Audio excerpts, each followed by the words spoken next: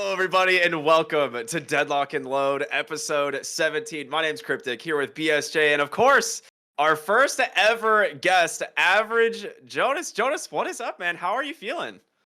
I'm feeling great. I mean, it's early here in the states of California, but getting up to do a podcast, that's part of life these days, you know? Yeah, yeah. We've been trying to plan this one for a little bit. I unfortunately got sick. We had to reschedule, and then just scheduling was a pain. But we finally made it. We finally got it. So yeah, big thanks for jumping on here with us, and we get to talk about a bunch of really cool stuff here today. Brian, how you doing, man? Yeah, I'm good. I mean, getting like three adults and nine, like in three different time zones, one of which like Jonas and I are 9 hours apart. Like, we're all busy. We're living our lives. So yeah, once again, I know you're waking up for this on a Sunday. Much appreciated. But Yeah. just the life of being a streamer, you're working with people online, cross continents and shit, all the time zones. But yeah, no, I'm excited. I'm good. I am very curious to be hearing about everything to do with your past Average Jonas, or I'll just call you Jonas. That's so weird to call you Average Jonas. But also like hearing your thoughts on Deadlock as a whole, the past of it, the present of it, what you're looking forward to in the future, and yeah, I think we got some interesting topics for our guests or for our viewers today. Well, let's do it. We're gonna start by asking a lot about you personally and how we got there. So, uh, first off, just tell us a little bit about yourself. What got you into gaming initially? Like how big of a part of your life has gaming been since you were like a kid? Oh boy. I mean, all the way back, I was one of the classic school exiles where like maybe didn't have too many friends and had some issues and some bullying, and so that led me straight into the heroin that is World of Warcraft. And Oh God. so like being a WoW gamer on and off for like 20 years. So spent a lot of my teenage years playing WoW. I also got introduced to Counter Strike pretty early on, but I definitely think that like WoW is always the game that I keep mentioning when people say like what game has like had the most impact on you as a person, and also just like friendships you've made along the way. So it's like it's one of those things every summer when there's like a new expansion, you start Oh your yeah. fans start like Yeah, like, I've been oh, there. here it comes, guys, here it comes. The question is, all the people that you know from WoW, like way back then, do you still play with any of them, or is it kind of like have they all outgrown the game, or what's your experience with that? So I actually just started a guild again in Classic, like literally yesterday. Nice. That's because Hog? I recently got the itch again, and I bought all the World of Warcraft Chronicles books, and it's almost 1,000 pages combined of like lore from like the beginning of time until now. And when you start reading and then you start getting like the nostalgia starts creeping up on you. And then I was like, we're in a stage where Deadlock is under development and we don't know the actual roadmap and timeline of it yet. So it felt like it made sense to make like a waiting guild where like me and some other Deadlock players and some viewers and stuff can just like play WoW on the side to kind of avoid the burnout. That's smart. That's awesome. I like Mm. that. I feel like when Yeah, you you should understand like join. the clear purpose of exactly what you're doing, it makes it that much more enjoyable. You're almost spoiling one of the topics that we have for later, which is talking about just being a streamer and burning out in general with Oh yeah. repeating a lot of the same content and stuff. So it's kind of cool to even get a glimpse into what you're currently doing as a response to that with Deadlock and everything. So I want to ask the next question is like I think I know personally because we had some discussions a few years back, you and I, but Hmm. like when you started streaming and like was there a portion of your life beforehand where you had outgrown gaming? Like was there ever a window where you didn't have time to game or you're like having a normal job? What was your job? So I had a bit of an interesting one because I've taken 3 degrees, 2 bachelors and 1 master. So my earlier years was a lot about studying, and also I did a lot of sports too. I competed in rock climbing and powerlifting and volleyball and stuff like that. I had a Norwegian record in bench press for a short time, for a few months, I think. God. But gaming was always there, but in like random levels of magnitude depending on what I was doing. So when I was like doing my master's degree in sports science, I was gaming a lot on the side, but I also started developing a singing career because you got to get all the infinity stones. Of course. So that also led me to studying music, and when I studied music, I had a lot of spare time outside the studies to I think that's when I got back into WoW pretty seriously too. And then I started competing in Overwatch as an esports athlete as well. Played in an Overwatch World Cup in 2015, I think it was, as a tank player, Reinhardt one trick.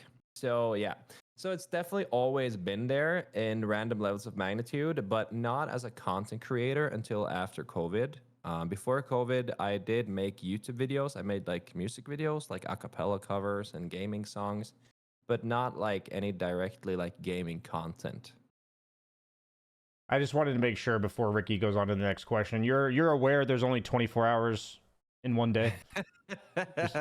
Well, you know, if you don't sleep a lot, you have time for a lot. Fair enough. I'm just hearing all that. I'm like 3 degrees, job, gaming. Okay, fair enough. You're up, Ricky. Next question. Yeah, you weren't joking, dude. You collected the Infinity Gauntlet there. That's wild. So what was it that kind of like got you into streaming then? Like if it wasn't like you were obviously a gamer for a while, but like what you said it was post COVID, was it just the lockdown? Like what was it that we were like, all right, I'm just gonna be a streamer and content creator? So I definitely had a lot of stuff to do with gaming before COVID as well, but my job was currently I also have a degree in classical music, so I'm a trained opera singer. And then my my job before COVID was that I was touring around the world on a luxury cruise ship, and I had my own show. So I was performing like 6 nights a week.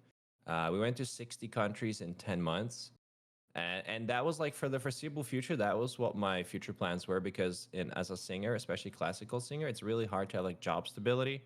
You would maybe like just have a gig in the next, 3 to 4 weeks, and then you would have enough money for that. It doesn't pay that great. So when you get a contract where you can like get to sing for the next 10 months and you don't have to worry about any like living costs or anything because you're just on a ship, that's felt like really amazing coming straight out of university. But then COVID happened. And then, cruise ships, as you probably saw in the news, were not very popular during COVID. They had like outbreaks and they brought this to other countries. And we were one of the ships that had an outbreak. We were stuck in Brazil, one of the most corrupt countries in the world, unlucky. And we were not allowed to leave. And the local people didn't want us to stay. So there was riots outside our ship. We had armed guards protecting us. It was like a Hollywood movie. It's a movie, bro. Wow. Yeah, that's like a full movie. No, and it was so crazy because we were stuck there for 2 weeks until we suddenly get told in the middle of the night that you guys are leaving in the morning, and they put us in like hazmat suits and they just ship us off on like a charter flight to back to Europe. And you're just like, yeah, tomorrow you just got to say goodbye to all your friends that you've like known for 10 months, and you're not going to see them again. Like, it was so crazy. I mean, Dude, everybody. you gotta sell the rights on that to some studio. That's an actual movie. Holy hell, bro. I mean, I'm just thinking that like everybody, everyone always says like, where were you when COVID happened? How did COVID affect you? Everybody has their like personal anecdote of something or another in their life changed. But that might top everything I've ever heard. I don't think I've heard of something of that. Yeah, that's definitely movie worthy. Yeah, let me know if you need a lead actor or something. I'd happily portray that one. That'd be fun. Yeah. We will need some cooperation from the people you never saw again, because that's definitely a tough one to sell in terms of the truthfulness of the story. But we believe you here. Yeah, that's pretty okay. I mean, yeah. So then obviously back to Norway, right? And then you're in lockdown. You're a singer, so there's no stage to perform at because everything is isolated. And then I was like starting to just play WoW again with my friends, and we're doing that was when the Battle for Azeroth just came out, and I was just grinding Mythic Plus dungeons every day, and I was like grinding the leaderboards, and I was like, I might as well just stream this because I'm sitting here all day anyway. And the WoW streams would get like 20, 30 viewers, nothing crazy. But then a friend of mine talked about the Valorant beta. That's where it all began. And then I actually borrowed his account to be able to play it because you needed to get a beta key drop from one of the streams. Oh. And here's the really funny thing that happened was that I actually got a beta key drop from my own stream. because I didn't have I a saw beta that key. coming. Yeah, I didn't have a key, right? And it was like random when you would get it. So some people would watch stream for like 3 days, right? So I was like borrowing my friend's account. Don't want to say who it is because it's obviously not very legal. But that is such a funny turn of events where then I finally got my own account by getting a drop from my stream while I was streaming the game. I remember all that. I ended up getting one of the beta key drops eventually, but yeah, I remember it was like people fiending for those things for a while. Oh yeah, people had 100,000 viewers and their stream Yeah, was up 24/7, and they would play yeah. for 12 It was hours, just a it and was then just they a would just run their replay. VOD for 12. Yeah, Yeah. yeah, yeah. No, dude, I know some people made like hundreds of thousands of dollars during the Valorant beta drops just by AFK streaming. Wow. It was wild. Yeah. People wanted Yeah. the beta, bro. I mean, that's when they changed the terms of service, I think, in Twitch about like drops farming and AFK viewing. I think that was Yep. the incident that caused it. That It was, yeah. makes sense. They very much rewrote the rule book on how you could like rerun VODs as live streams and stuff. Yeah. I mean, my question then is, okay, so you got into Valorant, you even got your own key streaming. Like, at what point, like, what happened basically? What happened between the 30 viewers and, now? Like, what happened in there where you blew up, or what was your defining moment? So having a background in Overwatch, I was pretty familiar with ability usage and like getting nerdy with ability combos and stuff. And when Valorant came out, I started making lineups with Sova. So it's a agent that shoots arrows, and you can use geometry to predict where the arrows are going to land. And the arrows have like different levels of strength. So there's like four different levels of strength as well. And you have 2 arrows, so there's like infinite possibilities on like making basically lineups. Like you stand here and you aim on this pixel, and with this amount of charge and 2 bounces, it's going to land right on this guy when it's trying to defuse the bomb. So that's like the very essence of it. But then you could like layer it because 1 arrow wouldn't kill someone, but 2 would. So then I created a technique where I would shoot 1 slow arrow high up in air, and then 1 fast one that bounces somewhere on the ground, and they would land at the same time, and then they would insta-kill someone. So this kind of is what made my content blow up, because I went from 20 viewers to 1,500 viewers in less than 6 months. And I got signed by Team Liquid and moved to the Netherlands. It all happened within the first year of streaming, which is kind of surreal to think about now. And I was very much associated with like one of the characters in the game, to the point where like coaches and esports teams would be in my Discord server, and my Discord server quickly grew to like 70,000 members because all my guides were just small Twitch clips. So because my guides were Twitch clips first and not YouTube videos, it also gave people like a direct connection to find my stream, and that's how I grew in the beginning. I mean, I knew you did the lineups. I knew that part, but just imagining the fact that you had to hit people with 2 arrows. One of them had to be shot high up in the air slowly, and then one fast in a different direction so that it hit at the same time. I guess my question is, on average, when you made these lineups, like, first off, were you doing the actual process of making it on stream, or was it like done off stream and then done on stream? And then also, how long did it generally take you to come up with like a meaningful one that was like really OP? So I think you develop a lot as a player over the years. You get better, you get higher rank, you watch more pro play, and so on. So the rules constantly change. In the beginning, it took me a lot of time to figure out like where should I do it from, when does it make sense to do it, what kind of sound cues can I use to make it more, because obviously there's a very long time before they actually land and stuff like that. So in the beginning, I spent a lot of time just figuring out what makes a lineup good. So I started this coaching series called Pimp My Lineup, where my viewers could send in their lineups, and then I would like give feedback, go, okay, this one is good, but you would never want to stand here in a post-plant scenario because you're super exposed, right? So there's all these other factors involved. And then you want them to be fast enough so that you can react off of a sound cue. For instance, on Ascent, they usually always close a garage door right before they plant. So then you could use the garage door as a sound cue to know when you're supposed to send the arrow. And then I have like tons of clips that went viral where I like, okay, let's just wait for the garage door. Oh, there it is. And then you send the arrow, and then you kill 2 people. So that's like, that was the kind of the entire thing that I did. And, you know, you just kept growing that brand as the arrow guy. I did over 400 lineups, I think, eventually. So there was like 50, 60 per map for sure.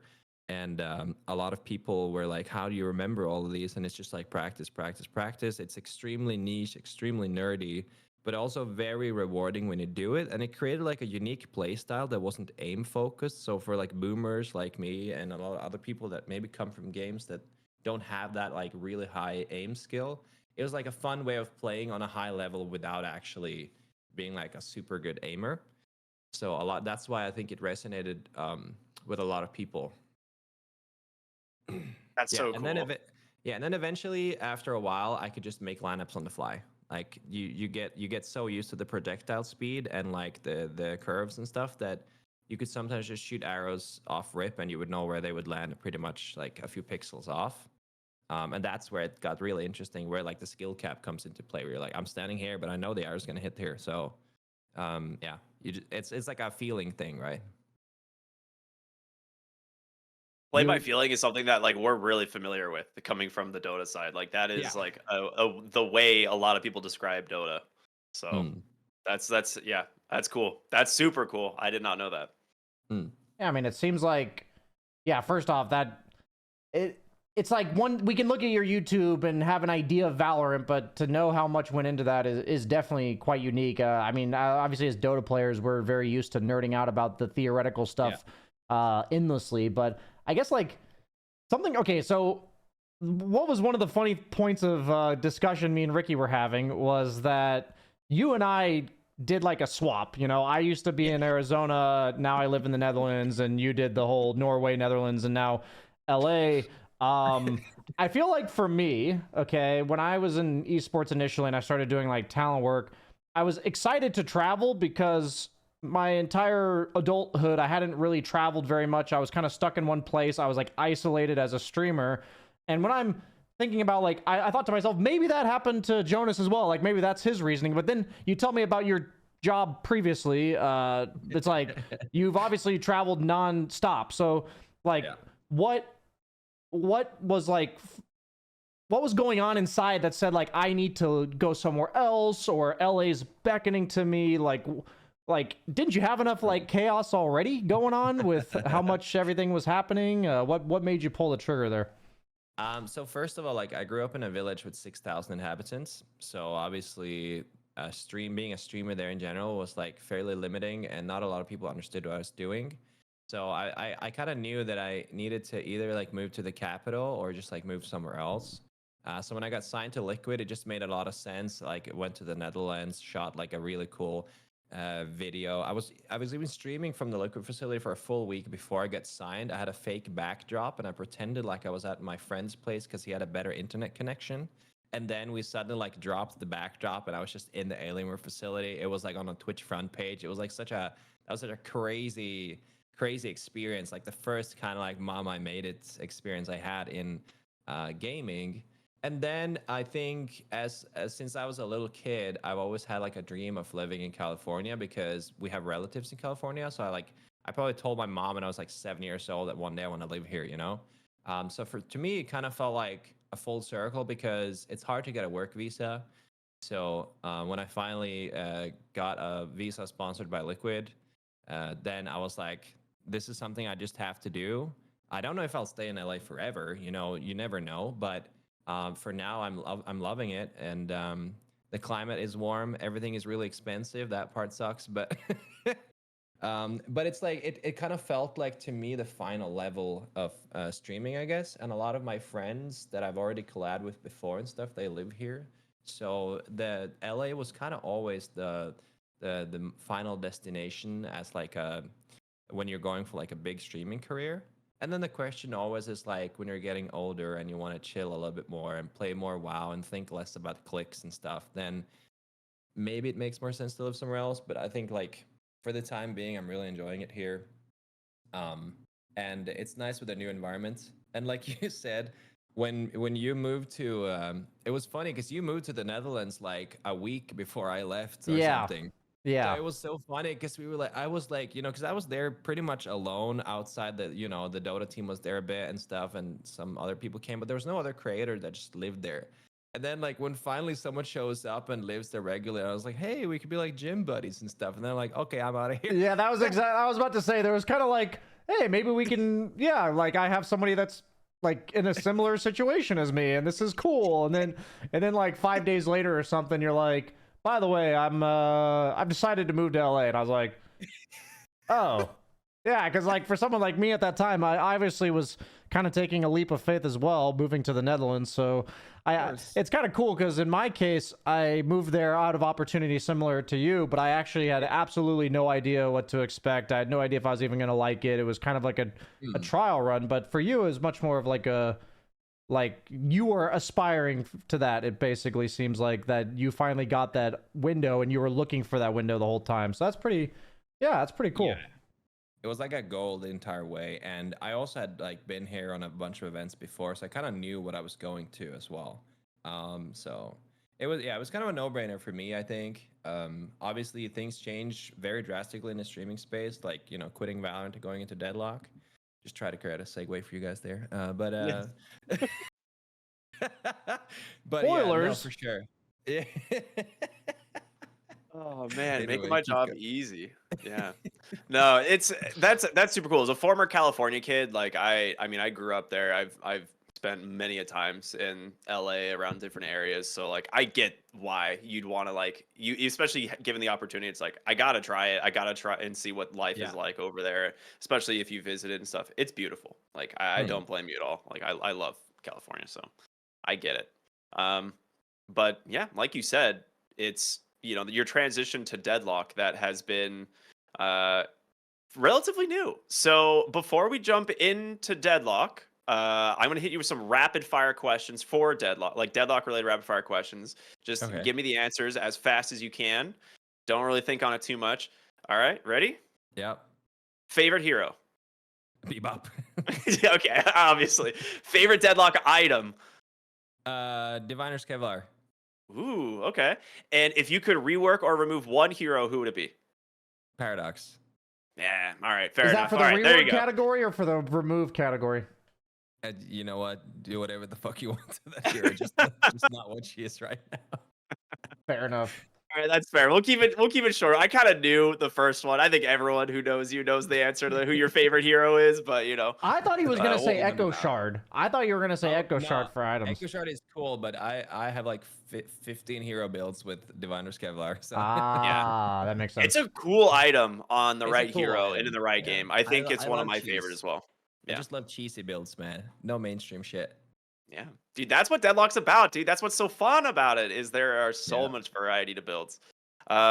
So we kind of talked about your transition to Deadlock 6 months Wait, ago. was You that released. the entire rapid fire? Yeah, we're just 3 quick questions. Just 3 quick, like. Now the rest boom, of it is not done. rapid fire anymore. Yeah. Yeah, no, we're going into the deep dive That now. was homie. the Like, that we're- was the we're- first date, icebreaker. See where this guy's at. All right, you're like, oh shit, this guy's a paradox main. All right, Yeah. we're gonna cut the conversation now. Yeah. We had to know if we could no, we're- continue the rest of the podcast, basically. Yeah, no, that makes perfect sense. Yep. Yep. So 6 months ago, you released a video saying that you were quitting Valorant. We've obviously seen the video. So how long was it that you were kind of thinking about this decision, and how much did Deadlock kind of influence, that whole process? So there was a bunch of like, it's what we call a multi-factor cause connection. But Yeah. I used that in my master's degree a lot. That's why I still remember it. But it's a way of sounding fancy instead of just saying a lot of reasons why that happened. First of all, like when you're a full-time content creator in a tactical shooter and your main goal is to theory craft, sometimes you feel like you run out of things to theory craft about. I think that was my biggest issue with Valorant.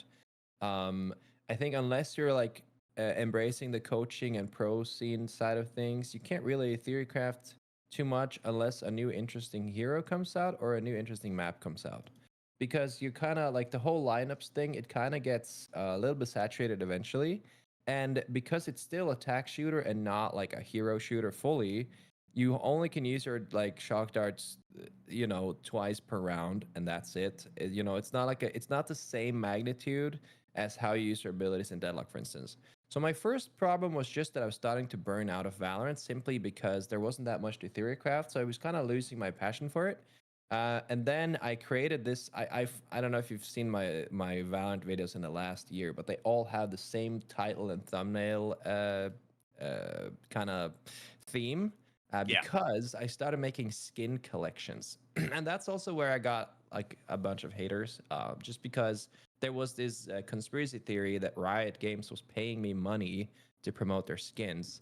But I can tell you now, I spent over $20,000 on Valorant skins.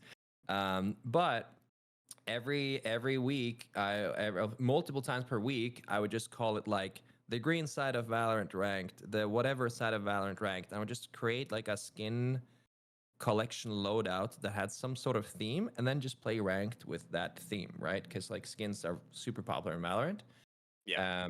And because when you kind of run out of theory crafting things to do, then some people would just post ranked highlights, and they always eventually fall off because it just gets uninteresting.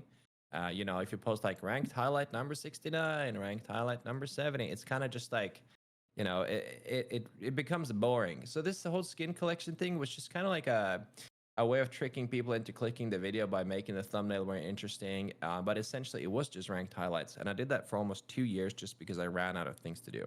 So that was the first thing where, like, just lack of creativity. And I was kind of just going autopilot, where Valorant just started to feel like my job. And that's obviously everyone has a job. So it's not necessarily something wrong with that, other than the fact that as creators we have the choice or option to do stuff that doesn't feel like a job.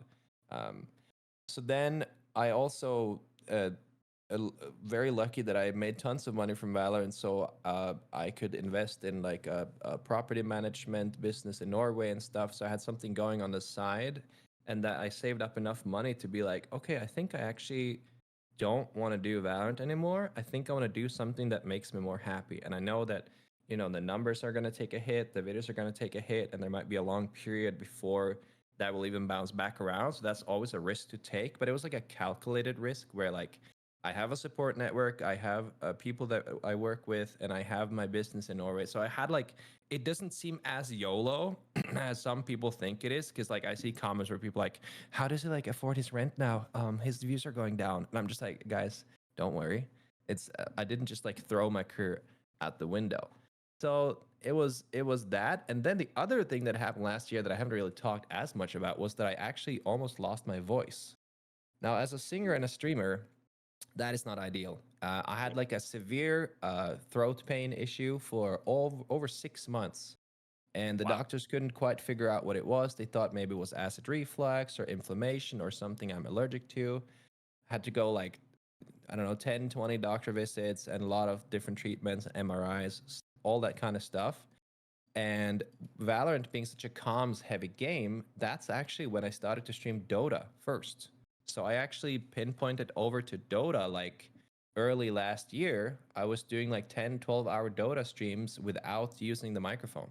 So I just put on music and I was like answering questions in chat by typing for at least 3 to 4 months. And that was like a low point in my career, I think, because then I wasn't sure how long it was going to take before I would get feel well again. Like, when your voice doesn't work and you're a streamer and a singer, it's very easy to get depressed. Let's just put it that way.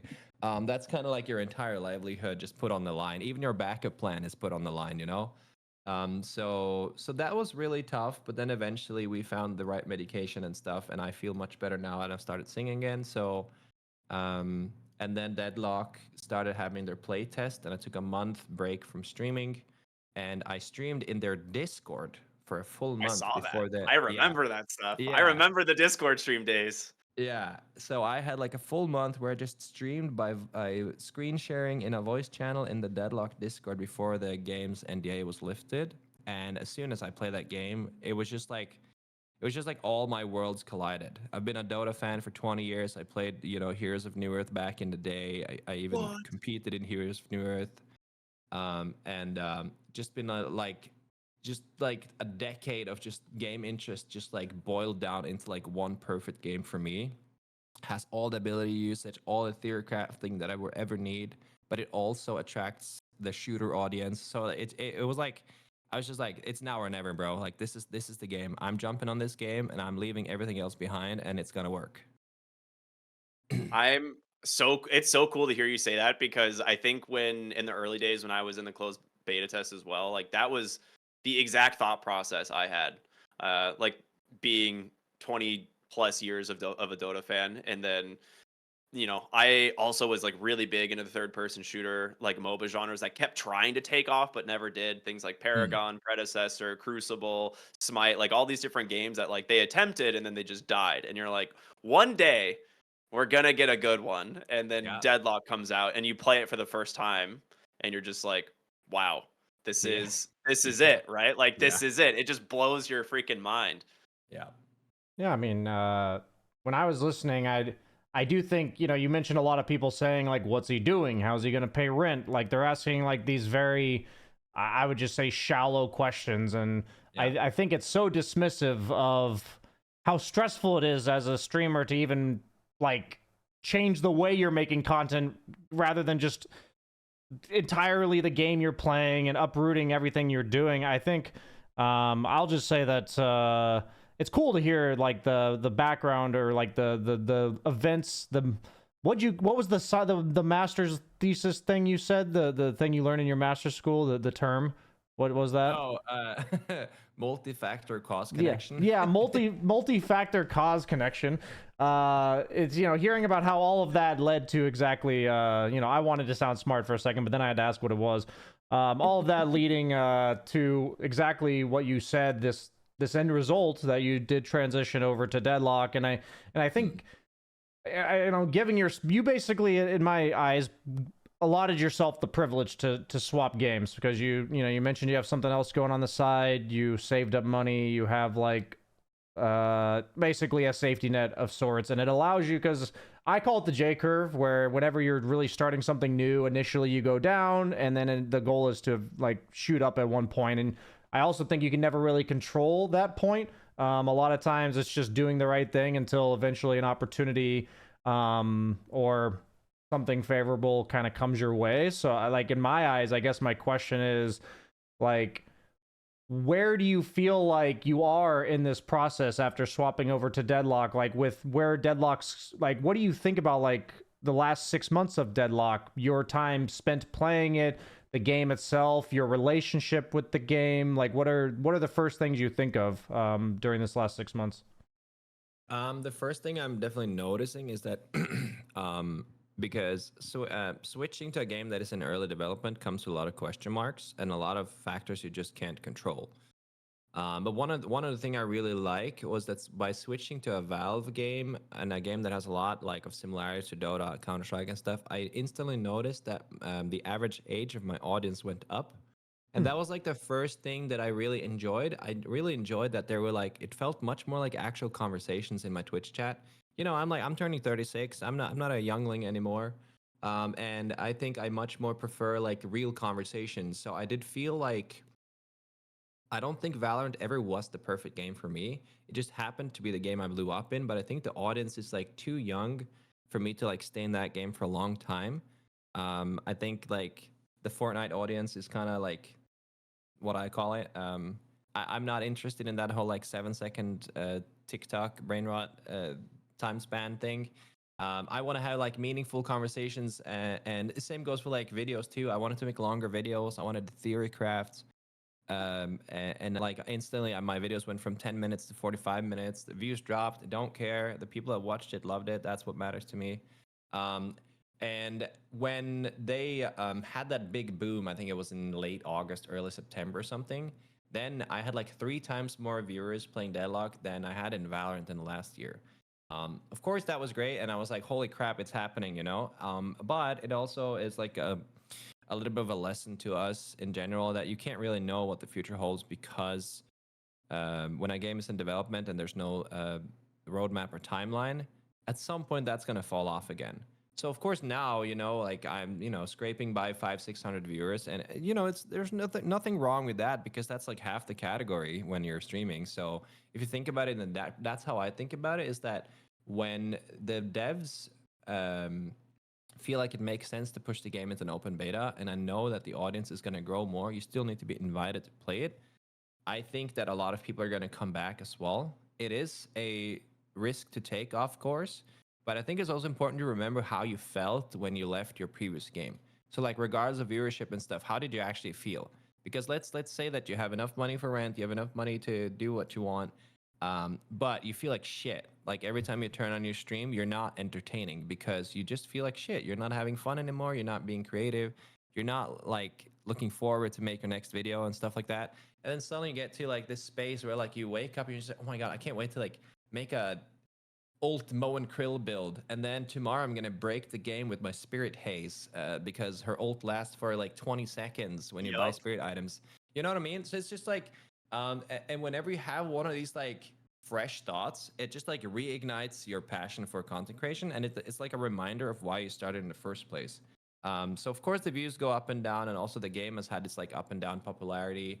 And some patches have been good, some have been bad, some heroes have been good, some have been bad. But I think all of that is like also just a necessary evil to get to like a very good game in the end. And the hard part about it is just being patient and just like kind of like trusting that the devs know what's best for the game. And you know, we're supposed to all send feedback to the forums instead of just complain in the Discord. Eventually we'll have like one of the best games I've ever played, I think. That's like dead on with some like a lot of what we've talked about over the last like several months on this podcast. Like just in general, like the way that Valve has gone about kind of balancing and like our thoughts on like just the future in general. It's like we're optimistic in a way, like knowing that like if Valve puts the time and the resources in, like we're gonna be like very lucky to be playing probably one of the best games that's going to release in our lifetimes. Like it has the potential, I feel like, right? So uh I guess like on the topic of Valve, like how do you feel, like do you like the way that they patch?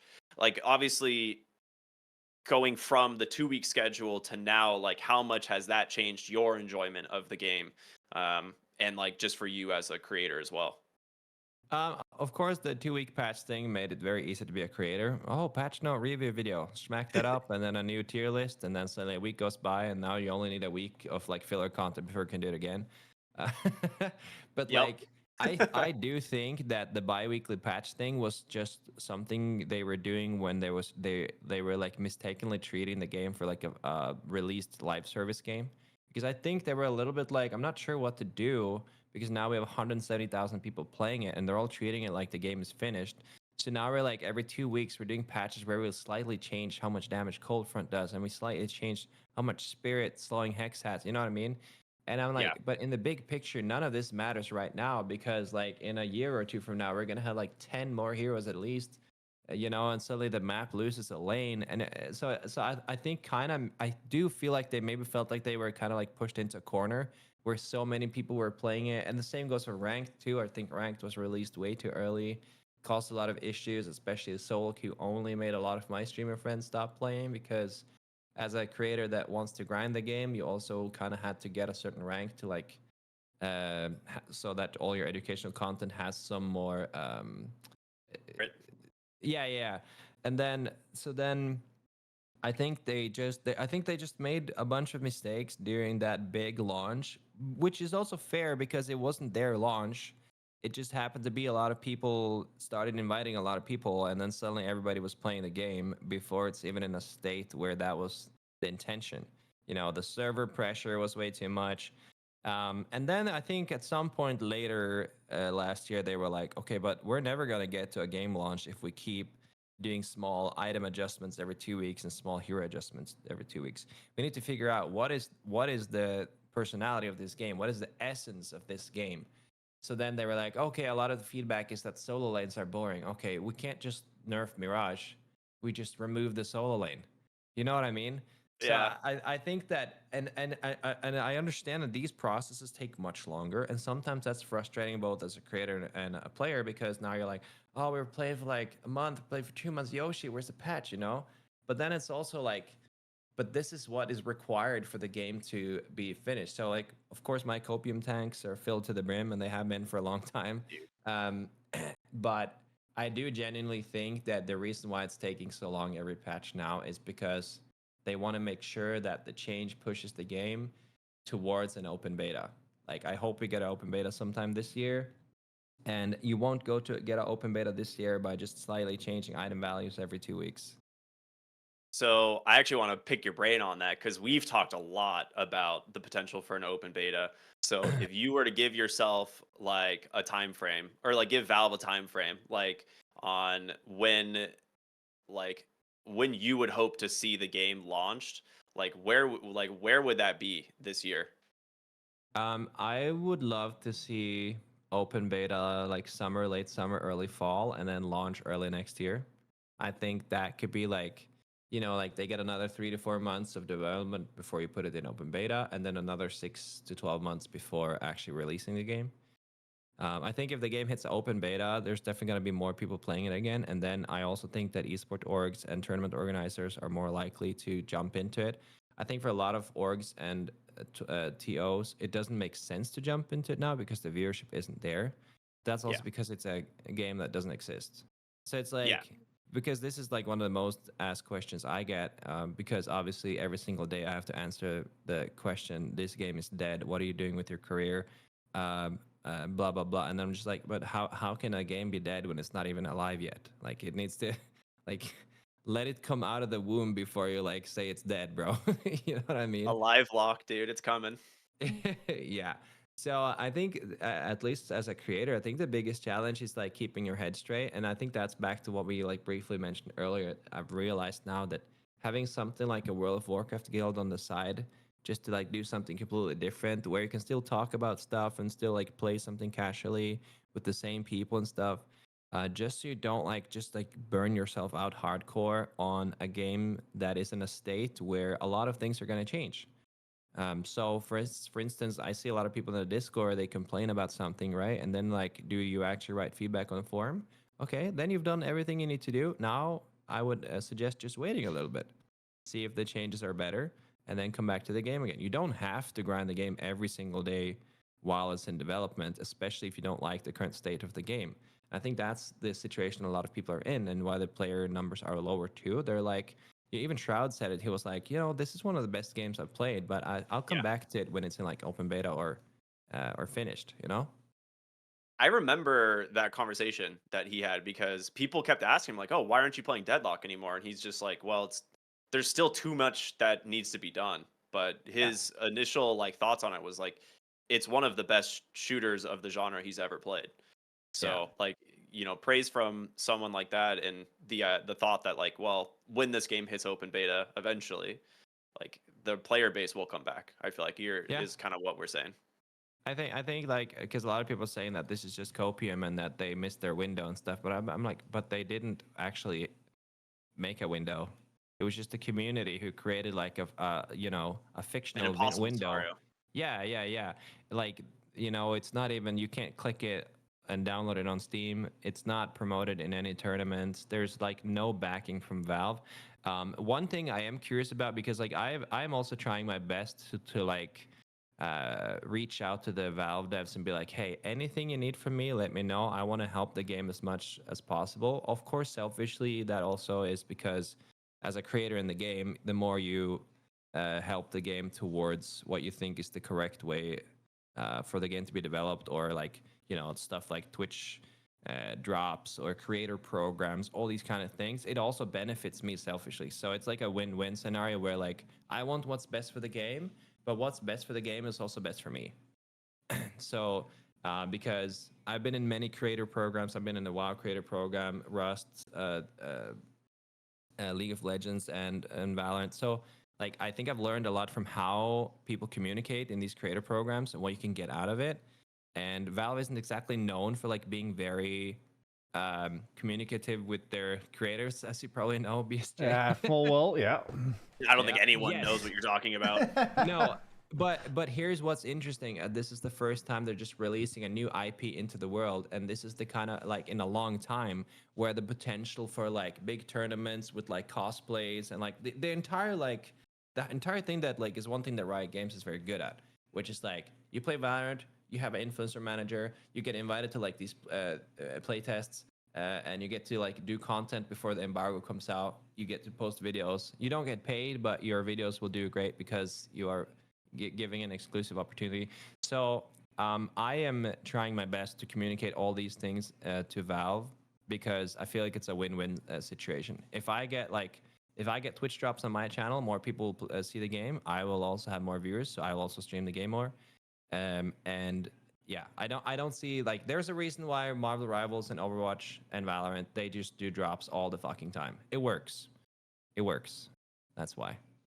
Yeah, I mean, we've one discussion we've had on this podcast recently is first off, like the recent patch that changed the game to 3 lanes, because we've been comparing the game to Dota a lot and other MOBAs. Yeah. And like obviously, you know, you're talking about your process of swapping over as a streamer to a new game. Obviously, the game devs had their process throughout the entire history of Dota that they then kind of learned from, but also extrapolated on and added new pieces to Deadlock. So I guess my question is, like, I guess what we discussed a lot about was avoiding past mistakes, not repeating them, and what's it gonna take, like, from your perspective, since you're trying to communicate with them and all of that, what's it gonna take to create that like symbiotic relationship with the content creators, the streamers, and the community of Deadlock? Because me and Ricky are firm believers that that's something that is absolutely essential for the future of a game like this. I think that if you want, because one thing is like variety creators just playing whatever game they feel great about. Recently, you know, whenever Marvel Rivals is popping, then they will play Rivals, and then if another game is popping, they'll play that because they kind of just jump to whatever. So how do you keep a few creators, like, you know, like I'm a Deadlock creator, you know what I mean? Like, how do you keep a core of creators in like feeling like they want to stay there and not jump to the next game? And I think that one of the big ones that isn't actually too complicated is just having a Deadlock creator Discord organized by Valve. Have like a dev or two in there, or at least an influencer manager, to have some sort of community feeling. It doesn't need to be much in the beginning, but it could be like anything from like internal collabs or like early access to content that you can make videos off of. Like, it's just like that's the one thing Riot did really well. At least they just like right from the beginning, because they had learned it from League and they are very like on top of their creators. They just like instantly started hosting these playtests, and you could just create custom games, play with your friends, record for 3 days, and everybody just had like a lot of unique exclusive content straight out of the yeah. So I think that's definitely one of them. And then you like, the hard part is about like gauging the audience interest, because it's like no one's gonna stream the game if they don't think anyone's gonna watch it. That is like the kind of like catch-22, right? Where like you want to stream this game because you really like it and you think it's really good. But if that doesn't resonate with the audience, then it's kind of hard. So there's like, and that's very like multifaceted, because at one side it's like if a game is really difficult, then people are less likely to understand what's going on. But then the other side is like, how can we help them understand? And that's where educational content comes into play. That's where going from 4 lanes to three lanes goes into play. And I also just think having some sort of carrot. Like, I just think that Twitch drops, after they got very like normalized for a lot of games, I just think that that's become the norm for games to feel relevant on Twitch. Because sometimes games are really popular but not relevant on Twitch, like Palworld, for instance. Always has a great audience, but but not on Twitch, because people play it, they don't watch it. So how can you kind of bridge that gap? Like, if you watch here, can you get a skin? Can you get a beta key? Like, what are you getting? So you can't just like make Twitch drops and just automate it. You have to like actually be like, what kind of reward would someone want from this game? Like, what if I'm watching a stream? Why does the drop entice me? So those are a few things that I've been thinking about a lot, I think. I feel like there's like that exact idea where it's like, you know, some games that perform really well but just not on Twitch. Like that's like the ARPG genre in like a nutshell, right? Like everyone plays things like Path of Exile, Last Epoch, Diablo, but there's just no stream presence for them. But like every once in a while, you'll see these Twitch drops come out, and then the category explodes, and it's like the biggest category on Twitch for the day, because you know, everyone who plays that game wants to go get whatever the cool unique drop is. So like I think you're right, where like the Twitch drops can massively influence like the the viewership for a game, especially like Deadlock, because I think this is a game people like actually enjoy watching. Like I watch this game all the time when I'm not playing, and it's not because it's because there's nothing else to watch. It's like I choose this over other games because I think it's really entertaining.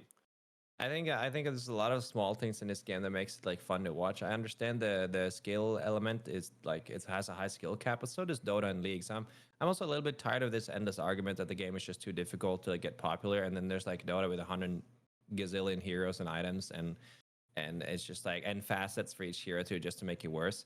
Yeah. And I'm like, I understand that like these games have been around for a while, but it also just means that like if you look about it in like a large scale, there's no rush either. So if the game like needs a few years to become popular because people need to like build like a relationship to the game and learn like how all these mechanics are over time, then I understand. But I also think people are over exaggerating because it's not, at least as of right now, there's not that many heroes and that many items. Like you play like 25 to 50 hours, you definitely like understand what's going on to some extent. I just think that it's like an argument that is like, if you compare it to like Marvel Rivals, which just looks and feels like a mobile game. You just like go into the game and you click your favorite hero and then play one game with him, and now you know like all the depth that it is to that hero. I'm sorry, I'm like shitting on them a bit, but I'm fine. just like I'm just it's warranted, but it's like I just think that like, and there's nothing wrong with that either. Like it's it's like a perfect arcade game to play with your friends and stuff. I'm just saying like there is a world where they can coexist, because I feel like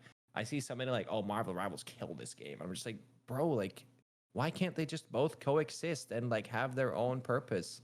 Like, why is that so hard to believe? Yeah,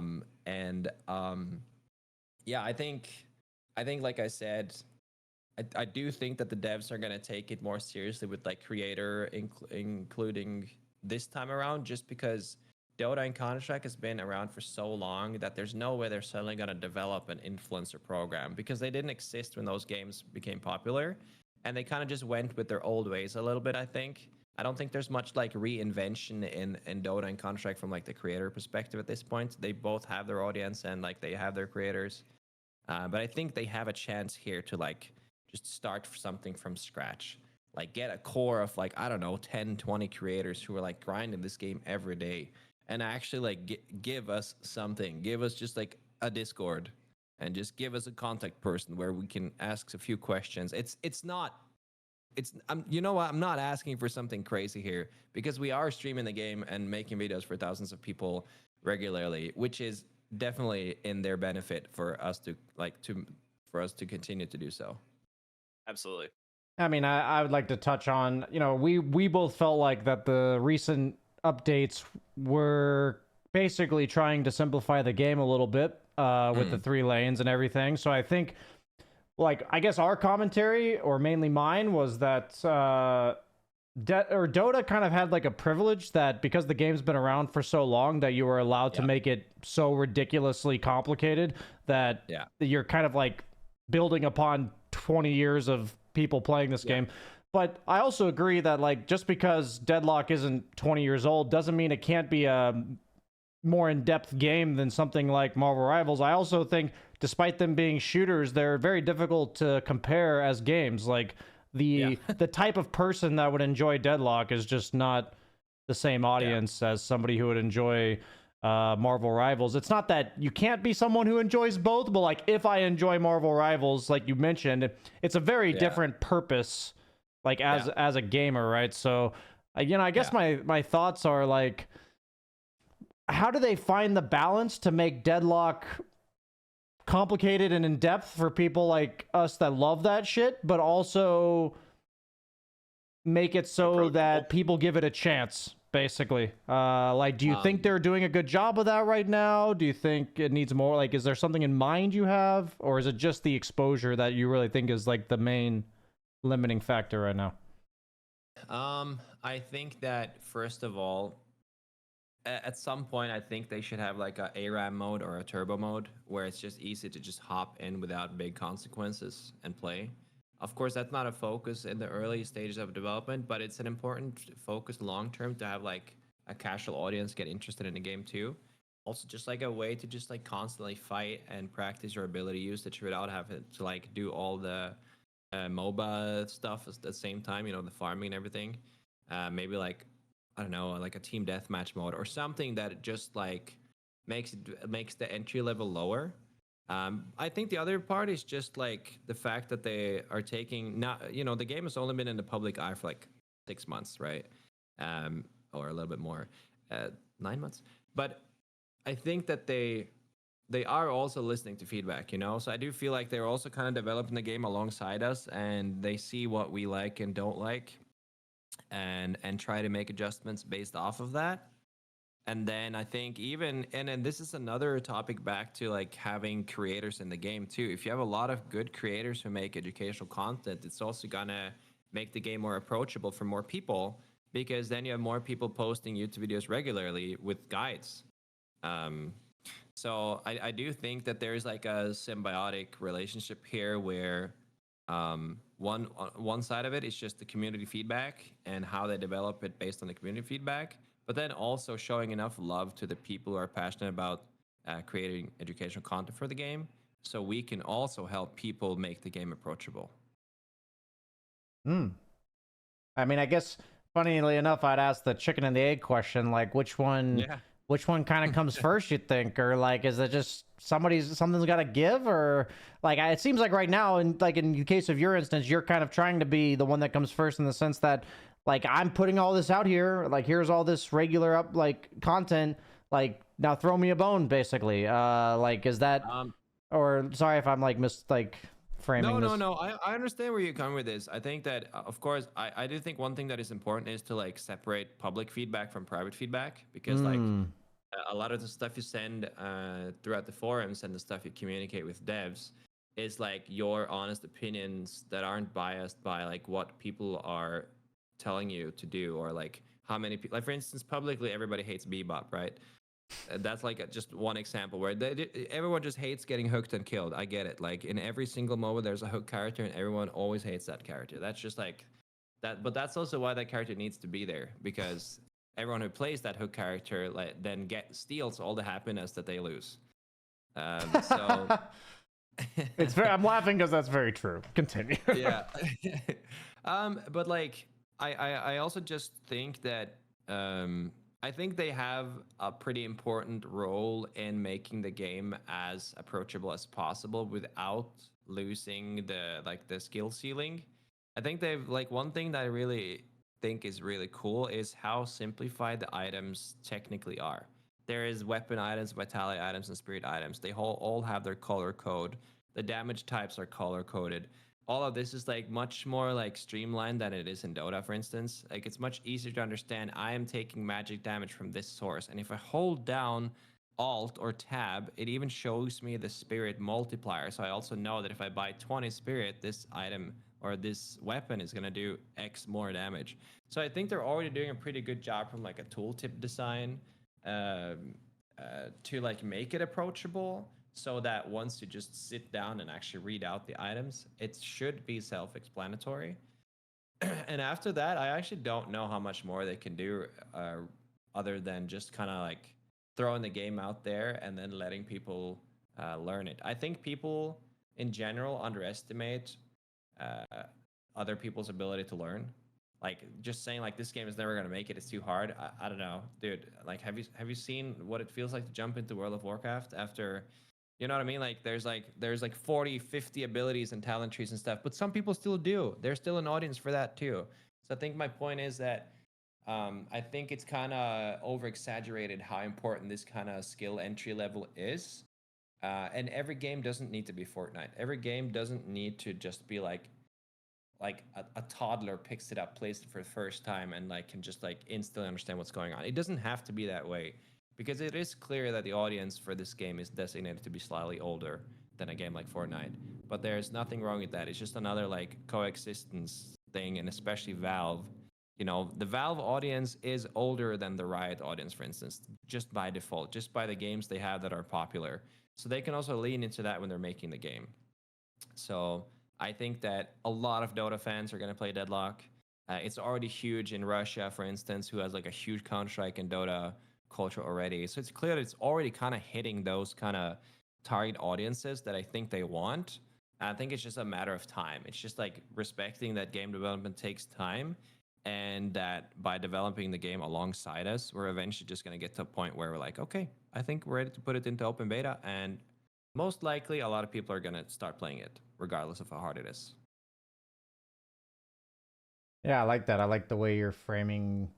I mean, I think there's one thing you already mentioned it on your own. One thing, like the questions I had lined up was with so many moving parts, what's on your mind, basically? Like there's just so many factors outside of your control, and I feel like it almost sounds like the people asking you the questions about dead game or too complicated, I almost feel like they're just very panicky almost with like the way they're talking about this. They're very quick to judgment and conclusions, and I'll just say, as like somebody who's here just asking the questions, I can tell you've thought about this a lot. I really respect that. I think, you know, for people out there that are just taking a glimpse at the numbers or touch the game for like a week or something and are coming to you with these questions, I would hope for them, at least a small percentage of them perhaps, that they can hear this and think, you know, maybe second guess or, you know, double check before they ask these type of questions. Because yeah, I mean, I agree that, I mean, just in theory, right, the immediate thought I had was,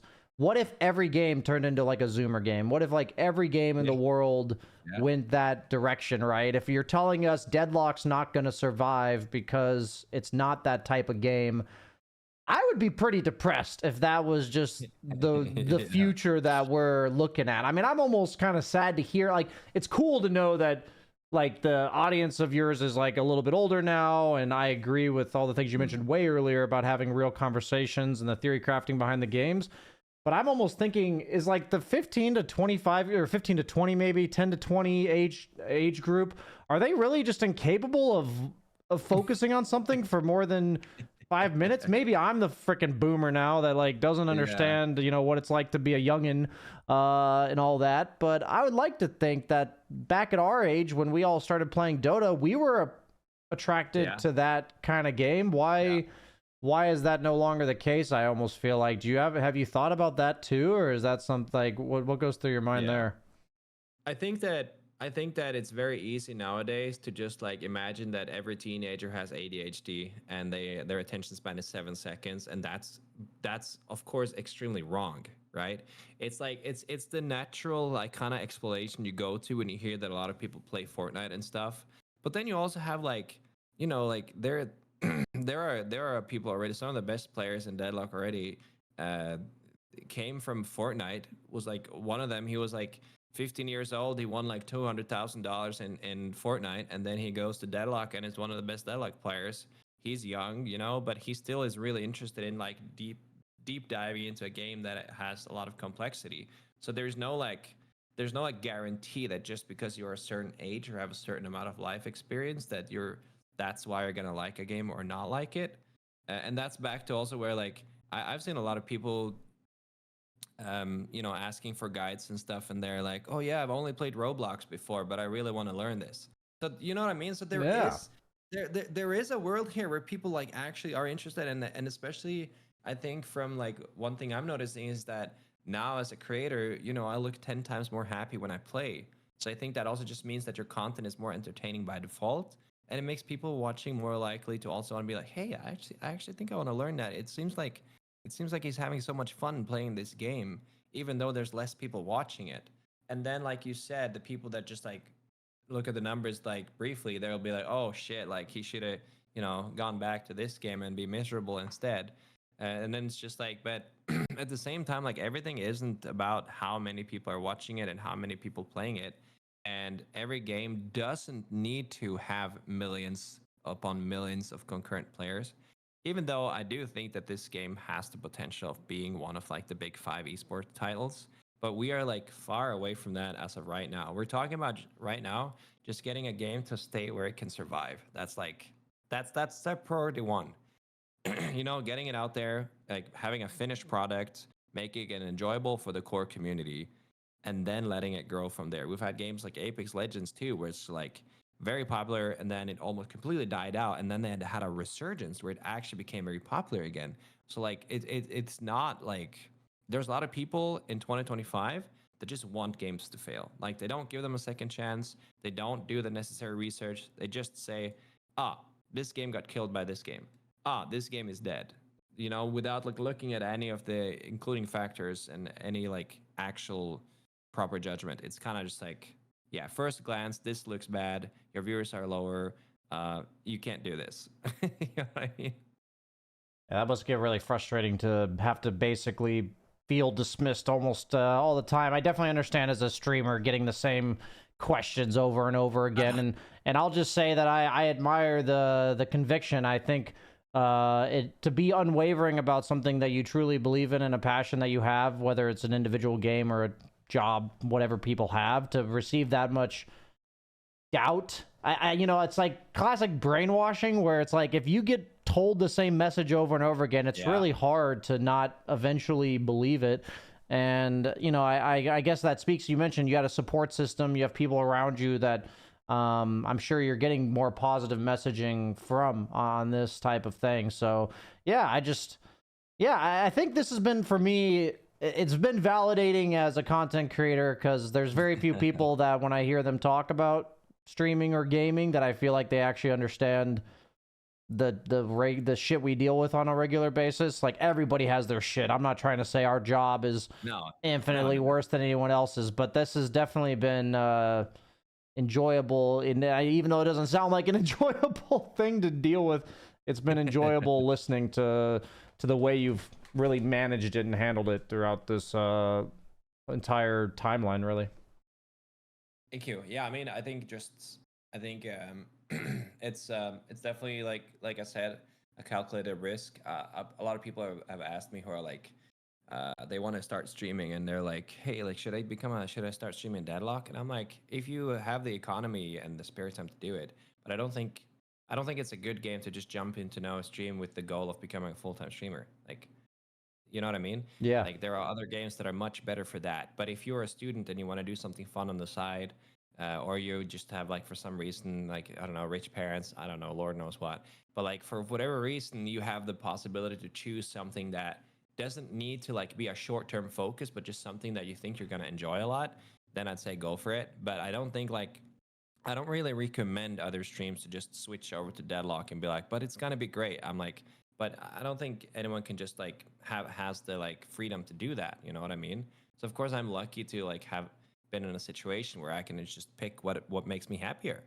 And that kind of like is more important than any numbers. Like, like having half as many viewers or 1/3 as many viewers, but genuinely enjoying every day. It just seems like such a no-brainer from like when you hear it, but like from the outside, it just looks like one of those, yeah, he used to be someone, but now he's just miserable with his like low ass viewers. You know what I mean? I do know. So, yeah. I do know. I feel that, man. Priorities in life, they also shift pretty drastically with time, whether it's age, circumstance, perspective, anything. I mean, I'll let Ricky ask a question or make a comment because I feel like I've been hogging it for the recent past here. I mean, just to kind of build, like we've talked a lot about having different priorities, like the work-life balance being really important, but just also like prioritizing, like what you said, kind of what makes you happy. And if you're streaming something repetitively that you don't like, it reflects in your content that you make, but it reflects like on your live stream very easily, like very quickly. Like people will know that you're just like upset, you don't really want to be doing it, and it just becomes kind of off-putting over time, like and like it's important to kind of prioritize what it is that you want to do, like taking breaks, which I'm actually going to have to hit you up about that WoW guild, because as someone who is an old school WoW player, I am going to have to I'm going to, maybe check you out on that one. But main Horde Classic Cataclysm. There you go. I did it for you. It's Horde though? Yeah, it's Horde, yeah. All right, good. We're on the same page then. Dude, you know what's funny? Only Horde players ask that question. Oh, Alliance of course. Players, they just get on with their lives, but whenever I hear someone go, but the real question is, are you gonna play Horde or Alliance? And I can already Yeah. tell by the way you're asking that question. I know what you're gonna say. You're gonna be like the orcish Horde. You know, I'm not gonna be some lame ass human being. Yeah, I mean, to be fair, I do have one alliance character I used to like do PvP on for arena way back in the day, but like outside of that, it was just horde stuff. So, but yeah, it's fun. It's cool having other things to do that aren't Yeah. just Deadlock, and I think that's really important. And so I'm stoked for you that you got that going on the side now. And I'm just generally super optimistic for Deadlock. I think this is going to be a massive year for this game.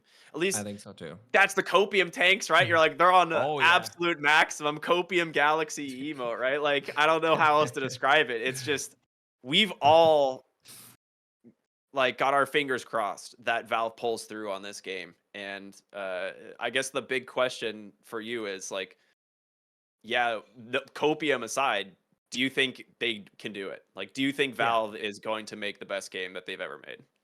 Well, I think if anyone can do it, it's them. They have the resources to do it. They have a lot of really talented developers on their side, and they're not in a rush. And I think that's like all the key elements that you need. Also, I'm gonna send you guys a picture because for singing, I have a steam inhaler, and it looks like a copium inhaler. So I sometimes use this as like a way of making copium memes. Very good. Well, if you need to use that, somehow add that in post. That's great. That's my Deadlock copium inhaler. I love this. Very good. Really embraced it. I like that. Yeah, I mean, I guess for me, like, I have some final comment of just saying, we had like a general script of what we were going to ask you today, and we also kind of knew at this point in the podcast that we weren't really sure where you were going to take the discussion with the way you answered the questions and your perspectives and things that matter to you. And I'll just say I didn't expect this to go the way it did. Like at the end, and it was cool. It was a pleasant surprise to really talk about, yeah, just the entire process of interacting with the community, the haters, the doubters, the way to be steadfast, and also it didn't feel like, even though you've been talking about huff and copium this whole time, I didn't feel like anything I heard from you felt like overly hopeful or No, you it's know, not false hope. You know what I yeah, mean? yeah, I call it belief.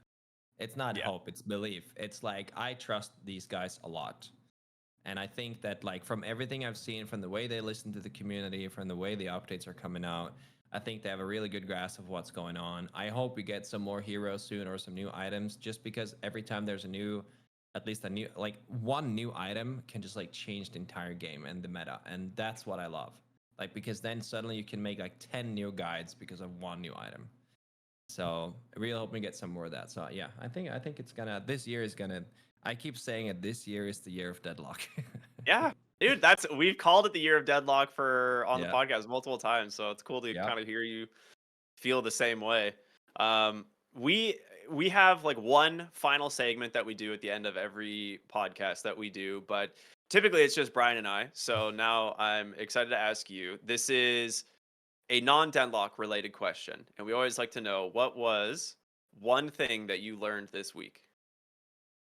One thing I learned this week, and it's like not related to anything. You can say whatever you it's want. the first thing that comes to mind. Like, oh, I didn't know can that be worked that whatever you way. want. It can be Yeah. Deadlock related if you did learn something, but up to you. Oh my god. One thing I learned this week is that if you buy 1,000 pages of World of Warcraft lore, you will start playing the game again. Because in my head, I was like, I'm gonna buy these books and read them just to get a little nostalgia kick. Maybe that will like stop me from like buying a subscription again. I get through the first book, I'm fucked. Oh no. No, I was like, we can start this summer, maybe like late July, just before Pandaria comes, and then like the day after we talked about that, I was like, yeah, it's a white main horde, guys. Yeah, I've already boosted their character 85. I'm doing the heroic dungeons now, gearing up. Awesome. Like, are you okay? Just needed a little itch, little scratch there. I like it's that. literally a little scratch, and then yeah, it's just yeah. Yeah, But yeah. you know what? It's important. I think that's just shows something you're passionate about, and back to like originally when like from the cruise ship thing to becoming streamer too. the like the overlying thing is just doing something you're passionate about. That's the only thing that matters. I love that echo. I love that final sentiment. We haven't had a guest yet, so Ricky, are we doing it for ourselves too? I'm perfectly content just hearing his. No, fuck us, dude. This Yeah, is fuck all it, about yeah. Jonas. Yeah. Wait, no, I Yeah. want to hear. I want to hear what you guys Oh. learned this week. Okay, I guess All that's right. okay. Fine, by his request, you went first last time, Ricky. So I'll say Yep. mine. So I was, as a streamer, sometimes it's easy to feel like disconnected from life. So I was having a discussion with one of my friends, and I realized that I feel way better if I can hear things. Like if I'm out and about walking around and I hear stuff, while he says he feels better, like relaxed and calmer when he's seeing things. Like when he's out and about listening to music, more so looking around. And so I guess what I learned this week is just how people vibe with life can actually vary so widely. I'd never thought of this before. So for me, I was like, oh, I guess all humans are different and individual, but for some reason I never considered that to be so important. And I never thought of myself as like an audio person either. So Yeah. now that I heard that, I was like, oh, cool. Interesting. Yeah.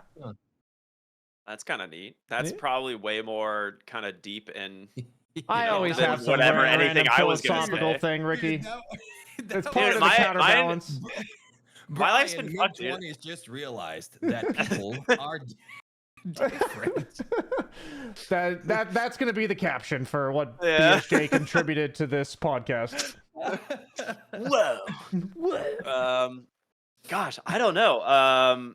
I've been so sick this whole month, so it's been a really weird, like, just kind of trying to get better. But this week specifically, I actually got to spend some time with like my girlfriend and her family, and not doing like super great things, but just stuff that needed to get done. But it's one of those things that it feels good to kind of help out people when they need it, and to just like be there for people when they need it. And sometimes it can be like an inconvenience to yourself, like if you view it that way. But I think it's really important to like take a step back and like help care for and help people that are around you. So it's You been said like yours a was big gonna be part of my lighter life. than mine. I mean, I was That was going heavy- to, but that then I was just heavy changed shit it right there. around. That was heavy It's like shit right there, bro. it's I don't know, like it's been a core part of my life for a while. Like I think just always being there for people, but like every Yeah. once in a while you just forget. Yeah, absolutely. It's like we get caught up in the speed of life, and I think this was one of those things that like it just comes back and you're like, oh, this is important. Like this is stuff we need to do. Yeah, sometimes you're caught up in the speed of life. You read one page of lore, and then suddenly you're throwing yourself back into on the WoW. WoW Yeah. addiction. Oh yeah. Speed of I life. can just feel it. I did. Dude, it's flowing in my veins. Ah, I'm yes. looking at the fucking launcher right now. Oh no. That's a good cue for us to not hold you any longer. We appreciate you joining us. We'll let you get to your WoW guild. Any final comments, Ricky? Nah, man, this has been super like educational for me. Like just kind of learning about, your whole experience and your thoughts on Deadlock as well, I think is it's eye-opening for sure. So just want to say thank you so much, Jonas, for joining us, and Of course. hope you course, man. enjoyed your time. And we'll Oh, dude, I love yapping, bro. Don't worry Dude. about it. yeah, I'm sure we'll be catching up soon, in Deadlock or maybe in WoW in the future. Yeah, But you guys should join the guild, man. it'd be Fuck yeah. fun. Yeah. No, thank you for having me, guys. This was really fun for me too. I mean, of course, this is something I talk about to a lot of people and on stream, and sometimes it feels like I'm holding a defense speech for the game every time. But that's kind of like, someone said it in the Discord last week. It's like AverageJonas, the last positive bastion of Deadlock streaming, and I'm like, I'm very proud to hold on to that. Like, I want to be that guy who like. There's a lot of people that complain about the matchmaking, a lot of like complaints about this and that. I sometimes I complain too, but I really want to be that guy. Like, but it's okay, guys. Like, we're trusting them. It's fine. We got this. Nice. Yep. The world needs more of We're- that in general. Yeah. We're with you on that one. We're hella PMA about this game, dude. It is. Yeah. It's the year of Deadlock, as we like to say. So, Oh yeah.